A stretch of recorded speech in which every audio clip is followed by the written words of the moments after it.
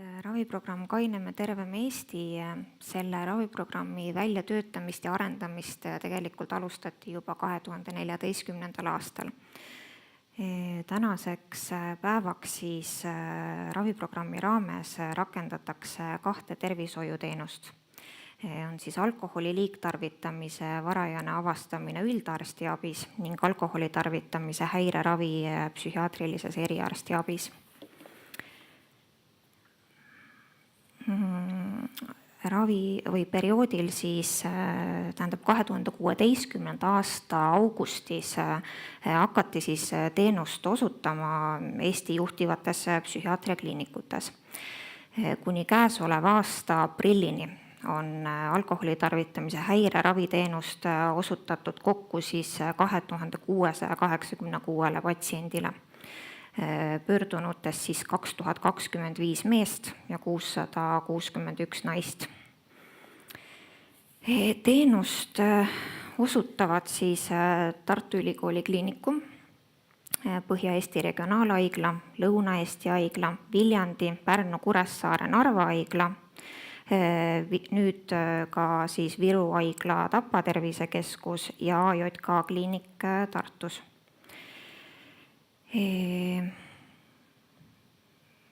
Ilmselt seal Harju maakonnas ja Ida-Virumaal oleks kindlasti abivajajate vajadus suurem, aga praegu neid teenuse osutajaid seal piirkonnas siis on täpselt nii palju, kui on.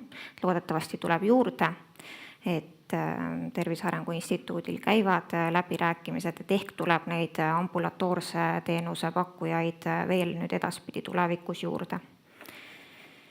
Kõiki teenuseid osutatakse siis ambulatoorselt, statsionaarselt ja päevaravis. Seda statsionaarset ravi ei ole siis ainult AJK kliinikus ja Viru haigla Tapa tervisekeskuses. Teised haiglad siis osutavad statsionaarset teenust samuti. Raviprogrammi on oodatud siis patsiendid alates 18. eluaastast. See ravi on mõeldud inimestele, kellel on raske iseseisvalt alkoholi tarvitamist kontrollida, kellel esineb siis joomasööst, tsüklilist joomist, kellel on tugev füüsiline sõltuvus või kes siis tarvitavad alkoholi igapäevaselt ja juba nii, et see segab nende tavapärast elu ja tegevusi. On oodatud need inimesed, kellel on motivatsioon ja kellel on soov ja valmidus oma elu muuta, sest ravi on vabatahtlik. Selle raviprogrammi juures on hea asi see, et abi ja nõu saamiseks võivad pöörduda ka patsiendi lähedased. Kas siis juba teenusel oleva patsiendi lähedased või siis ka need lähedased, kellel on alles mure, nad on märganud, et nende pereliikmel või sõbral on probleem, et nad ei tea, kuidas talle läheneda, et siis nad võivad tulla nõustamisele ja hankida selle eelinfo ning selle siis sellele sõltuvuse küüsis vaevlevale inimesele selle info edasi anda. Pöörduda võivad ka ravikindlustuseta inimesed, et kogu ravi ja kõik teenused on patsiendile tasuta, küll aga siis kui patsiendile määratakse täiendavalt ravimeid, siis nende eest tuleb inimesel ise tasuda.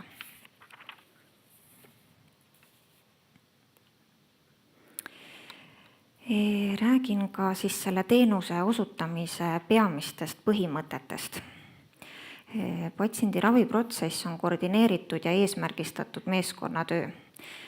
Ravimeeskonnad koosnevad siis enamasti vaimse tervise õest, sotsiaaltöötajast, kliinilisest psühholoogist, pere- ja paarinõustajast ning ka oluline roll on psühhiaatril.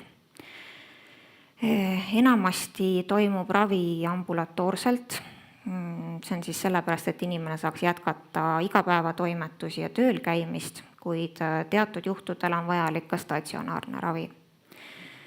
Mõned lood on või mõned juhtumid on lihtsalt nii rasked, et et selle raviga alustatakse statsionaarselt, et inimene oleks kontrollitud keskkonnas, juba seal hakkavad ravimeeskonna liikmed patsiendiga siis tegelema ning peale statsionaarse ravi lõppu koostatakse talle ambulatoorne raviplaan ning jätkab siis ambulatoorselt teenustel käimist. Teenuse osutamisel rakendatakse patsiendikeskset ja terviklikku lähenemist, arvestades siis patsiendi vajadusi ja eelistusi ning kindlasti kaasates patsienti ka kõikide raviotsuste tegemisse. Patsiendiga luuakse usalduslik, toetav ja empaatiline suhe ning välditakse stigmatiseerimist. Ravi alustamisel alati püstitatakse ka ravi eesmärk, mis võib siis olla kas täielikult alkoholist loobumine või siis tarbitavate alkoholikoguste vähendamine. Ravi eesmärk võib ka raviprotsessil muutuda, et kui inimene algul on arvanud, et ta pigem prooviks vähendada tarbitavaid koguseid, siis tihtilugu raviprotsessi käigus ta püstitab uue eesmärgi ja leiab, et ta peaks võib-olla üldse loobuma alkoholi tarvitamisest. Mis toimub siis raviteenuse osutamise käigus? Patsiendi tervislikku seisundit hinnatakse tervikuna. Vaadatakse ka kogu see füüsiline pool siis üle. Vajadusel tehakse vereanalüüsid, näiteks määratakse siis maksanäitajad vereanalüüsidest ning antakse patsiendile siis tagasisidet. Et tihtilugu, kui näiteks patsiendil need maksanäitajad on halvad, et siis õde või vajadusel ka arst selgitab neid analüüside tulemusi patsiendile ning see päris tihti ehmatab nad ära. Et see on selline hea motivaator, et mille pinnalt nagu raviga edasi minna, et kui muidu on see motivatsioon nõrk, siis mure tervise pärast väga tihti patsienti motiveerib nagu kas tarbitavaid koguseid vähendama või vähemalt selle teemaga nagu põhjalikumalt tegelema. Hinnatakse ka patsiendi sotsiaalset toimetulekut, kuna juba tihti enne ravile jõudmist on patsiendil tekkinud terve rida probleeme, et näiteks võlad, töökaotus või elukoha kaotus. Ja loomulikult ütlen veel kord, et hindame ka ravimotivatsiooni, et kogu selle raviprotsessi edukus ju sõltub sellest, kui hea ravimotivatsioon patsiendil on. Ja vastavalt raviplaanile siis viiakse läbi erineva intensiivsusega psühhosotsiaalseid sekkumisi. Et see raviplaan siis enamasti sisaldab õe kliinilisi jälgimisi, nõustamisi, erinevaid psühhoteraapiaid, et mida siis patsient parasjagu vajab, kas ta vajab individuaalteraapiat, pereteraapiat, baariteraapiat või piisab näiteks grupiteraapias käimisest. Alati siis selle raviplaani koostamise juures on ka psühhiaater, kes siis hindab seda, kas patsient vajab näiteks ka mingit medikamentoosset ravi. Eks muidugi tagasilangused sellise diagnoosi või sellise häire puhul on ka raviprotsessi loomulik osa. Et siin on oluline, et kui raviprotsessi vältel patsiendil tagasilanguseid esineb, siis ravimeeskond peaks nagu hoidma kontakti patsiendiga, julgustama teda raviga jätkama ja püüdma teda siis motiveerida. Raviteenuse osutamisel kasutatakse juhtumikorralduse meetodit, et siis selle ravimeeskonna eesotsas, päris paljudel haiglatel on siis juhtumikorraldajad, kes on siis kogu selles protsessis selline võtmeisik, kes korraldab raviprotsessi, aitab tagada sellise ressursside efektiivse kasutamise ja aitab siis lahendada kõiki tekkivaid probleeme. Ideaalis võiks patsiendi ravi kesta 6 kuud kuni 1 aasta. Nii, räägiksin siis ka koostööst teiste spetsialistide ja patsiendi võrgustikuga, kuna see on raviprotsessis määrava tähtsusega. Võrgustiku töö patsiendi lähedaste ja teiste spetsialistidega on oluline siis patsientide ravile pöördumiseks, ravitulemuste saavutamiseks ning ka pärast aktiivse raviperioodi lõppu siis motivatsiooni hoidmiseks. Raviprotsessi käigus pakutakse patsiendile mitmekülgset abi, aidatakse leida lahendusi ning tehakse koostööd siis erinevate ametkondade vahel. Selle eesmärk on parandada inimeste toimetulekut ja ennetada nende juba tekkinud probleemide süvenemist.